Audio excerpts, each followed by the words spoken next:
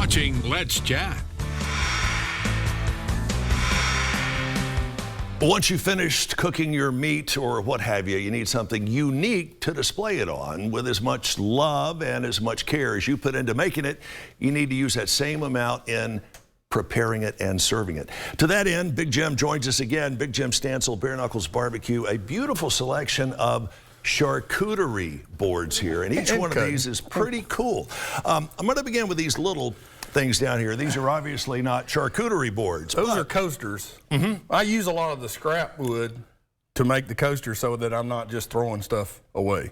So these little discs are the actual leftover resin, whatever I was using. Right. I throw them in a box, throw them in a mold, mix them all up, and you have colorful coasters. And what about the one here in the right hand side? That's a pecan coaster with some resin. You can see there's just a line there. There's no, it's a random pattern. I don't really like square things. I mean, everything here is square, but I prefer everything to be just the way it is. A little bit different as it came off the tree. Sure. Yeah, I can understand that. I can understand that fully. We're going to quickly work our way down here. Tell us about this one. That is a piece of hickory that was on a slab in a tree that was standing dead. So the tree was dead. They cut the tree down, and then they cut it on a sawmill to slabs. Right.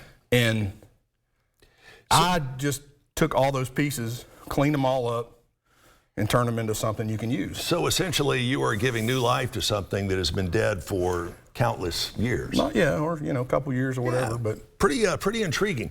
Next one here, it looks like you've done a little more work to this, and we want to stress also that these are each individually made by hand, made by these hands over here. Tell me about this. This was a piece that was the end of the slab, and it had basically come apart from here. Right. And I was going to burn it, and I just kept looking at it. I said, I can make something out of that. So I made your favorite color, orange. Orange, there you go. You're a fan of the Tennessee Vols. I'm going to throw a Go Dogs in there because I just can't get it. Well, go ahead, rip it out now. So what it is I am in love with bright colors. Right.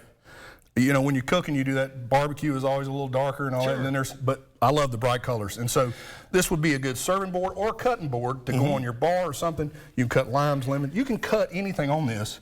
The resin is actually harder than the wood. Is there a difference between a charcuterie board and a cutting board? Yeah, well, charcuterie boards are generally for presentation. Right. So here's one.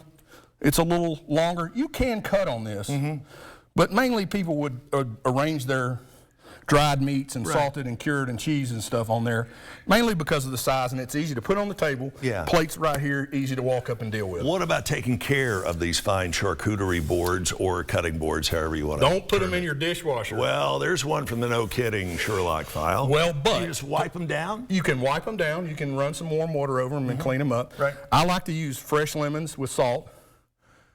That's the old school way of cleaning it. It's sanitizing the acid in the lemon will disinfect anything. And you have made a beautiful bottle opener here. We used to have one similar to this hanging up when I grew up. Not the board part, but yeah, one of these good old wall-mounted well, there's magnets in here, so when you pop your top, it catches the tops here. Only you would think of that. We've only got 60 seconds or so left. This is what you call the Stratocaster, if you will. That's the one that looks like a guitar. Yeah. It does look like a guitar. What kind of wood? This is black walnut. As you can see, it's got all kinds of character in it. Right. It was also another piece. You can see this is the end where it was cut. It was in a burn pile, so I got it. Incredible vision and incredible workmanship. Jim, we're out of time, but we'd love to have you come back. Hope you'll join us again. Do that for sure. Find out more about Big Jim, the man, the myth, and the legend. He's a little bit of that, and he wants to yell Go Dogs. His website, Bareknucklesbbq.com. Again, Bareknucklesbbq.com. Got to run. See you back here later on today, beginning at noon.